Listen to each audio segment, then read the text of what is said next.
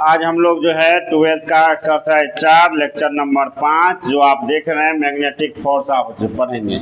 चुंबकीय बल का जब ये आप यहाँ पर कोई चीज़ देखते हैं तो मन में बहुत सारे विचार आपको देखने को मिलता होगा कि बल जो अवस्था में परिवर्तन लाता है बल कहला गया।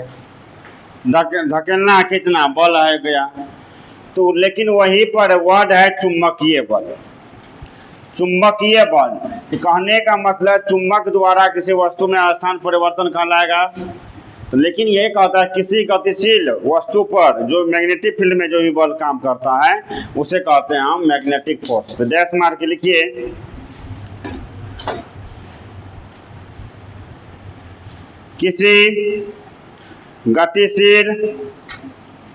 किसी गतिशील आवेश पर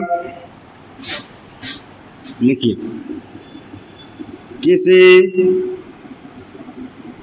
गतिशील आवेश पर मैग्नेटिक फील्ड में लगने वाले बल को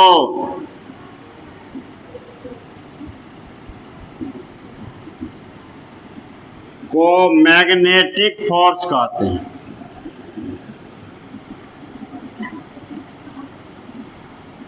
ठीक है, क्या लिखे? किसी गतिशील आवेश पर मैग्नेटिक फील्ड में लगने वाले बल को, मतलब यहाँ पर कोई भी चार मूव कर रहा है। ठीक है, यदि यहाँ पर मैग्नेटिक फील्ड यदि तो है और यहाँ पर जो भी बल काम करेंगे किसमें? मैग्नेटिक फील्ड में। कोई वस्तु गतिशील है तब जो भी बल काम होगा वो बल क्या होगा? मैग्नेटिक फोर्स होगा।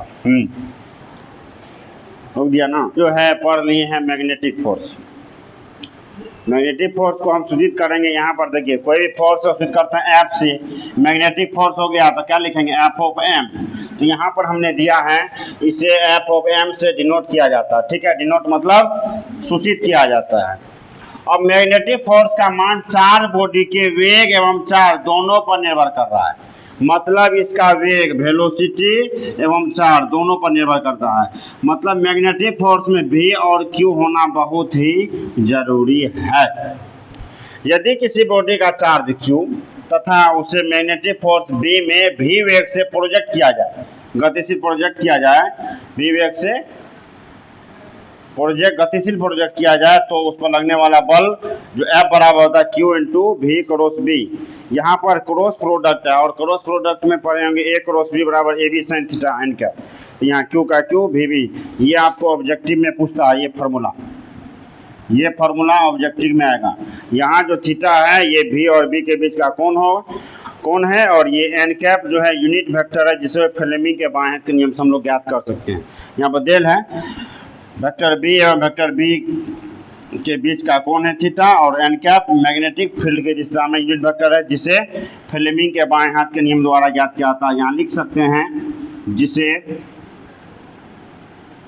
फ्लेमिंग के लेफ्ट हैंड रूल द्वारा ज्ञात करते हैं। ठीक है, यहीं तक है। अब जो है अब फ्लेमिंग के left hand rule, Fleming left hand rule क्या? फ्लेमिंग के बाएं हाथ का नियम। हम कोड वर्ड बताते हैं इसका, तब तक इसको लिखिए। स्टार मार के लिखिए फ्लेमिंग के बाएं हाथ का नियम, स्टार मार के। अब देखिए फ्लेमिंग के बाएं हाथ का नियम क्या है? ये आपका देखिए बायां, ये तीन काम करेगा। यहाँ देखिए ऐसे बना देंगे, ऐसे बना देंगे, है ना? ठीक है, ऐसे बना देंगे।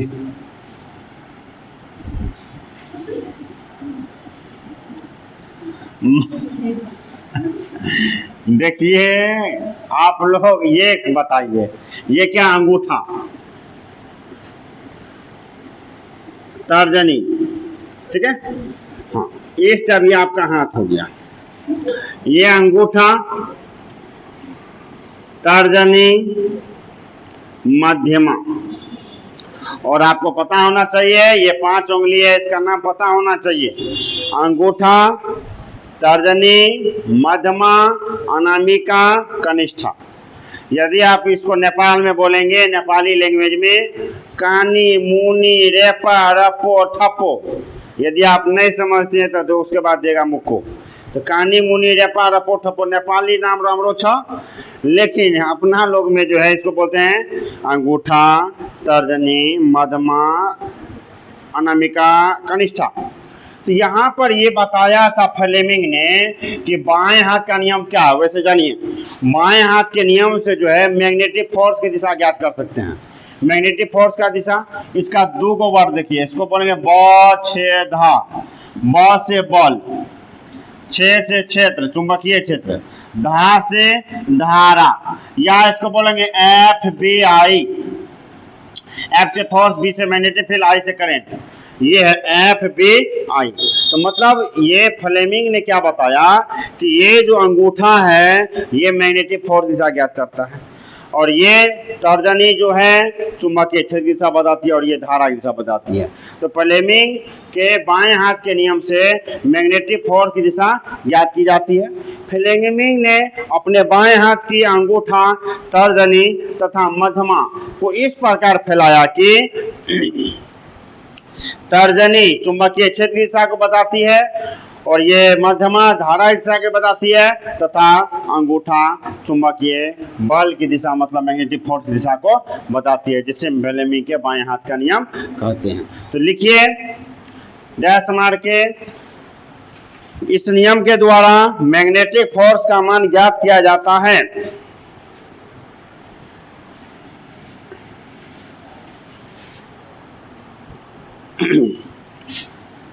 इस नियम के द्वारा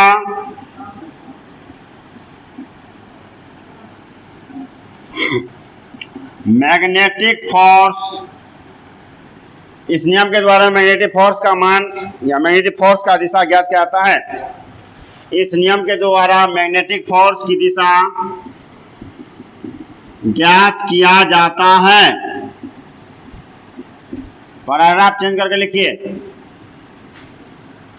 पैराग्राफ चेंज करके लिखिए, नीचे में पैराग्राफ चेंज करके लिखिए। यदि किसमें,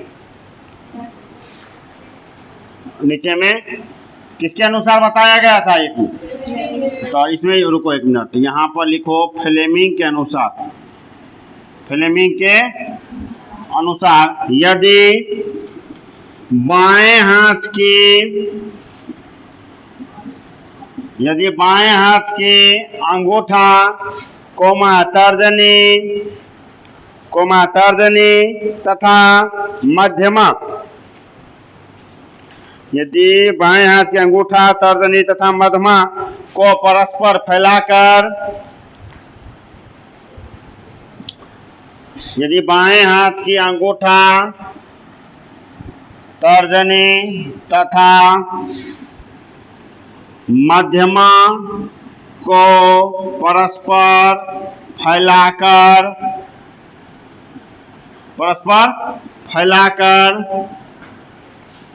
तर्जनी को मैग्नेटिक फील्ड, तर्जनी को मैग्नेटिक फील्ड की दिशा में, तर्जनी को मैग्नेटिक फील्ड की दिशा में तथा मध्यमा को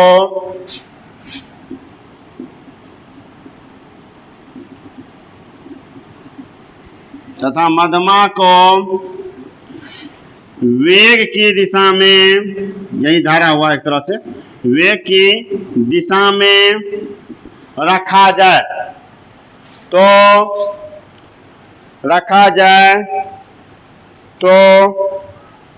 अंगूठा, वेग की दिशा में रखा जाए तो अंगूठा मैग्नेटिक फोर्स की दिशा को बताती है। अंगूठा मैग्नेटिक फोर्स की दिशा को बताती है। यही है फ्लेमिंग बाएं हाथ, ये वेग है, धारा मान लेते हैं यहाँ पर। ठीक है, चलिए रहने दीजिए यहाँ तक।